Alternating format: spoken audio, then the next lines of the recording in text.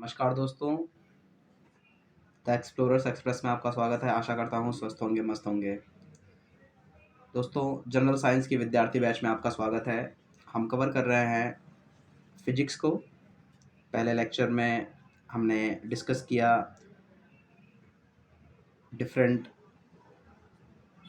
मापन पद्धतियों को, जिसमें हमने डिस्कस किया SI system of units, FPS, CGS, MKS पद्धति को, और हमने जाना मूल राशियाँ और मूल मात्रकों के बारे में। आज हम डिस्कस करेंगे व्युत्पन्न राशियों के बारे में। व्युत्पन्न राशियाँ क्या होती हैं और व्युत्पन्न राशियों को कैसे व्यक्त किया जाता है, और उनका जो विमीय सूत्र है या डायमेंशनल फार्मूला है, हम किस प्रकार से कैलकुलेट करते हैं, हम वो सभी चीज़ों को जानेंगे।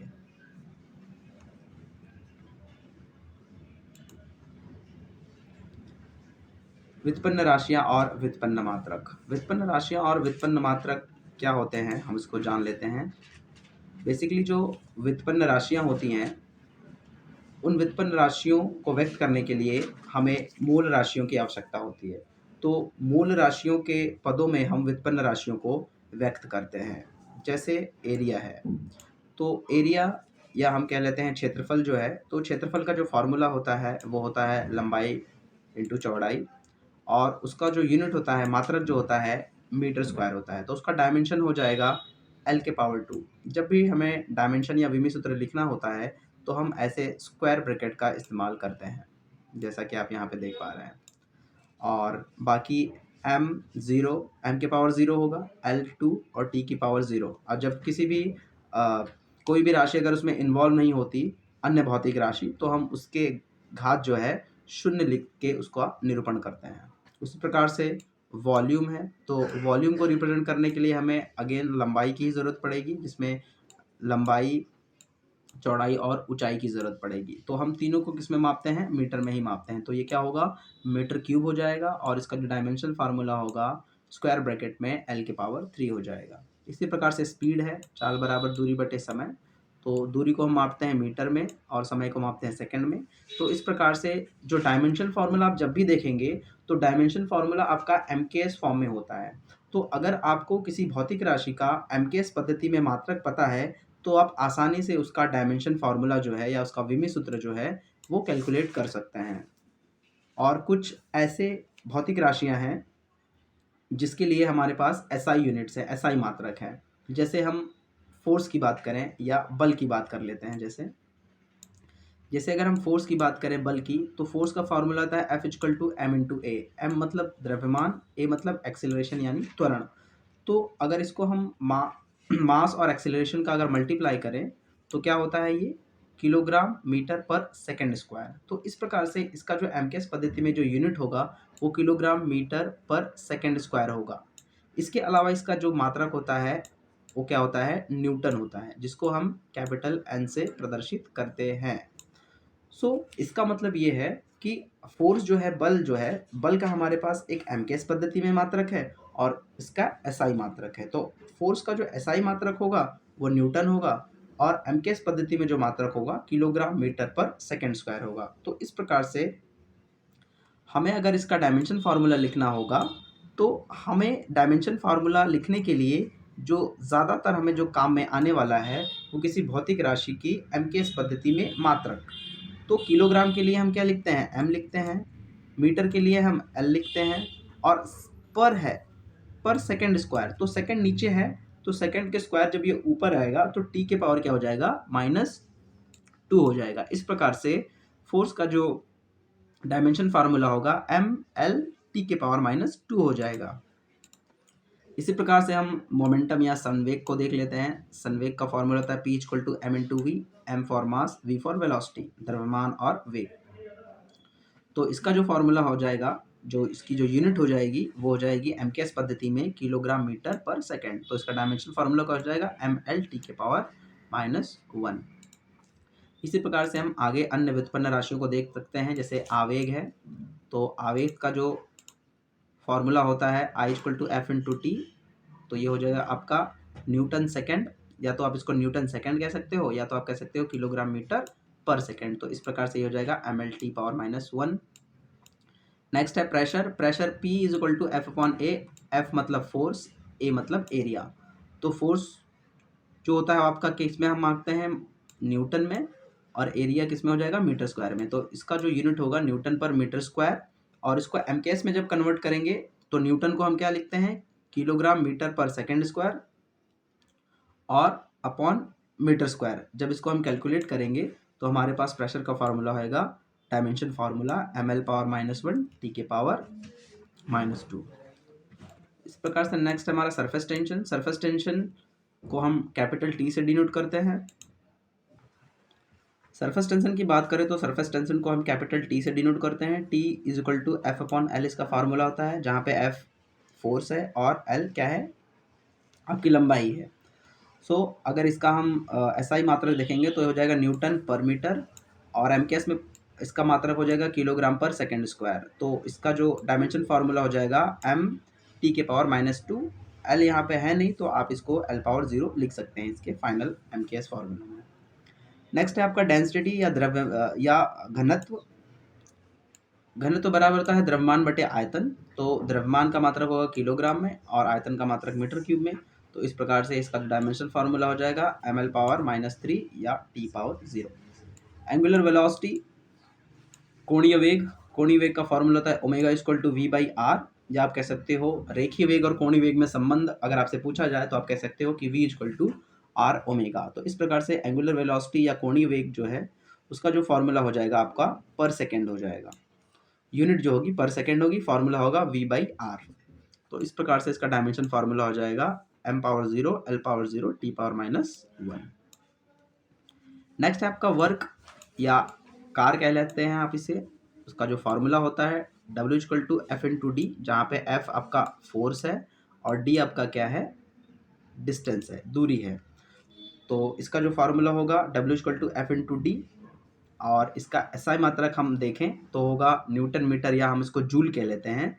तो इस प्रकार से MKS पद्धति में जो मात्रक होगा किलोग्राम मीटर स्क्वायर पर सेकेंड स्क्वायर, इसको हम न्यूटन मीटर कह सकते हैं, या SI मात्रक में हम इसको कैसे कह सकते हैं, जूल कह लेते हैं।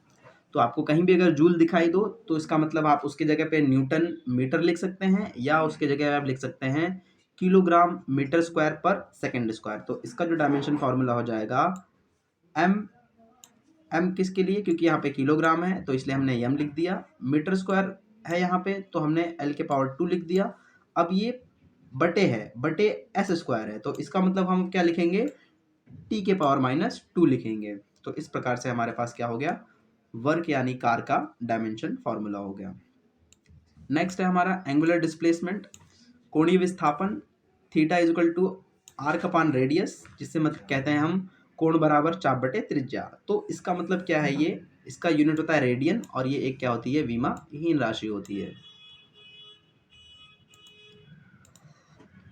नेक्स्ट है पावर या शक्ति। फॉर्मूला होता है P=W/T, जहाँ पे W वर्क है और T टाइम है। इसका MKS में जो मात्रक होगा किलोग्राम मीटर स्क्वायर पर सेकेंड क्यूब, या जूल पर सेकेंड। जूल पर सेकेंड, या इसे हम वॉट भी कह लेते हैं। अगर हम इलेक्ट्रिकल पावर की बात कर रहे हैं तो उसको हम वॉट में मापते हैं। अगर वो मैकेनिकल पावर है तो हम इसको जूल पर सेकेंड में मापते हैं। और इस प्रकार से हम कह सकते हैं कि इसका जो मात्रक होगा, इसका विमी सूत्र जो होगा वो होगा mL⁻² और T⁻⁻3। नेक्स्ट है हमारे पास टॉर्क। टॉर्क या हम कह सकते हैं बलाघूर्ण। तो बलाघूर्ण को हम टाउ से दर्शाते हैं, F/r, जहाँ पे F फोर्स है, R क्या है, उस घूमने वाले बिंदु से, जिस बिंदु के परितः कोई जो लीवर है हमारा वो घूम सकता है, वो उससे फोर्स से बीच की लंबवत दूरी। तो F/r जो है इसका फॉर्मूला हो जाएगा, और इसकी जो यूनिट हो जाएगी MKS में किलोग्राम मीटर स्क्वायर पर सेकेंड स्क्वायर। इसको हम न्यूटन मीटर भी कह सकते हैं, या इसको हम जूल भी कह सकते हैं। अगर हम डायमेंशन फार्मूला की अगर इसकी बात करें तो ये होगा mL⁻² T⁻⁻2। नेक्स्ट है हमारा gravitational constant K। K equal to F into R by M1 into M2। इसका जो फॉर्मूला होगा ये होगा, और इसकी जो यूनिट होगी न्यूटन मीटर स्क्वायर पर किलोग्राम स्क्वायर। इस प्रकार से इसका जो डायमेंशनल फार्मूला होगा m⁻⁻1 l⁻3 t⁻²। इस प्रकार से आप ग्रेविटेशनल पोटेंशियल देख सकते हैं, Young's modulus, velocity gradient and so on. तो आप बाकी के डायमेंशन फार्मूलाज को देख सकते हैं और वहाँ से चीज़ों को कैसे कैलकुलेट करना है वो आप सीख सकते हैं। अगर आपको कोई प्रॉब्लम है इससे रिलेटेड तो आप कमेंट कर सकते हैं, मैं इसको और डिटेल में आपको जो है डिटेल में बताऊंगा कि किस प्रकार से इसका डायमेंशन फार्मूला आपको निकालना है। अगर किसी भी राशि में अगर आपको प्रॉब्लम आ रही है कि आपको वो डायमेंशन फार्मूला निकालने में दिक्कत आ रही है, तो आप वो डायमेंशन फार्मूला को कमेंट कीजिएगा, मैं आपको बताऊंगा कि किस प्रकार से उसका जो है डायमेंशन फार्मूला आपको कैलकुलेट करना है। तो इस प्रकार से लगभग कुछ 40 से ज़्यादा ही डायमेंशन फार्मूलाज जो है मैंने यहाँ पे आपको सामने रखे हैं, तो आप देखिए और उसको लर्न कीजिए। कुछ ऐसे समान विमी सूत्र वाले भौतिक राशियाँ हैं जिसको हम देख लेते हैं, जैसे स्पीड और वेलोसिटी। स्पीड और वेलोसिटी जो है इनके जो डायमेंशन फार्मूला है विमी सूत्र है समान है, जैसे weight and force, Planck constant, angular momentum, angular velocity, velocity gradient, momentum and impulse, संवेग और आवेग, एनर्जी, ऊर्जा, कार्य और बलागुण। इनका विमी सूत्र क्या होता है? सेम होता है। जैसे दाब है, प्रतिबल है, कॉफिशिएंट ऑफ इलास्टिसिटी है, तो इनके भी क्या है डायमेंशन फार्मूला सेम है। Young modulus, coefficient of rigidity, reactive density, relative humidity. Relative density और रिलेटिव ह्यूमिडिटी जो है इनके भी डायमेंशन फार्मूला सेम है। Coefficient of friction, efficiency of magnification and strength etcetera. Next हम बात कर लेते हैं एसआई प्रीफिक्सेस के। कुछ international bureau of weight and measures ने कुछ एसआई प्रीफिक्सेस जो हैं वो बनाई हुई हैं, जो कि बेस 10 के पावर होती हैं। उसको हम देख लेते हैं। एसआई प्रीफिक्सेस को देख लेते हैं जिसमें कि बेस 10 के पावर होती हैं, और हम स्टार्ट करते हैं बेस 10 से। तो बेस 10 के पावर 1 जो होता है उसको डेका कहते हैं, डेका। इसके बाद है हेक्टो, 10 बेस के पावर 2, किलो के से निरूपित करते हैं 10 के पावर 3, मेगा 10 के पावर 6, गीगा 10 के पावर 9, टेरा 10 के पावर 12, पेटा 10 के पावर 15। तो आपको लगभग गीगा टेरा तक ही आपको याद रखना है, उससे ज़्यादा आपको याद नहीं रखना है। नेक्स्ट देख लेते हैं 10 के पावर माइनस के पावर्स में। 10 के पावर -1 डेसी, 10 के पावर -2 सेंटी, 10 के पावर -3 मिली, 10 के पावर -6 माइक्रो, 10 के पावर -9 नैनो, 10 के पावर -12 पीको, 10 के पावर -15 फेमटो, एटो, जेप्टो, योटो। ये सबको आपको याद नहीं रखना है। मैक्सिमम आपको पावर 10 के पावर 15 और 10 के पावर -15 ही याद रखना है। यहीं से क्वेश्चन जो भी होंगे वो यहीं से बनेंगे। नेक्स्ट है आपके कांस्टेंट्स। हम कांस्टेंट्स को डिस्कस कर लेते हैं। तो एसआई जो है standard bureau of weight and measures, international bureau of weight and measures जो है वो कुछ कांस्टेंट्स को भी क्या करती है, वो डिराइव करती है। तो उस कांस्टेंट के बारे में भी हम जान लेते हैं। पहला हमारा स्पीड ऑफ लाइट। तो स्पीड ऑफ लाइट जो है वो भी एक कांस्टेंट है जिसको सी से डिनोट करते हैं, और उसकी जो वैल्यू होती है वो 3 × 10⁸ मीटर पर सेकेंड होती है।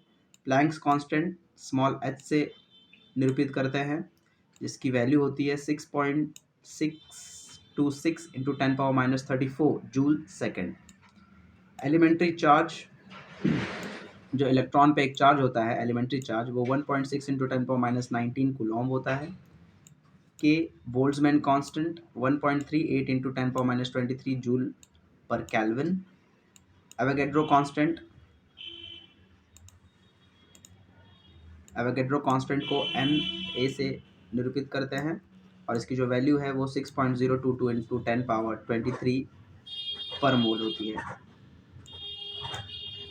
नेक्स्ट है हमारे पास epsilon zero, permittivity of free space. जो निर्वात है, निर्वात की विद्युतशीलता, उसको एप्सिलॉन ज़ीरो से डिनोट करते हैं और इसकी जो वैल्यू है 8.854 इंटू 10⁻12 कूलॉम स्क्वायर पर न्यूटन मीटर स्क्वायर। बहुत बार एग्जाम्स में एप्सिलॉन ज़ीरो की जो है वो डायमेंशन फार्मूला पूछ लेता है, तो आप सभी कमेंट में मुझे बताएंगे कि एप्सिलॉन ज़ीरो का जो डायमेंशन फार्मूला होगा वो क्या होगा। यहाँ पे इसका जो मात्रक है यहाँ पे दिया गया है, आपको इसका डायमेंशन फार्मूला कैलकुलेट करके मुझे कमेंट में बताना है। नेक्स्ट है आपका, इसकी जो वैल्यू होती है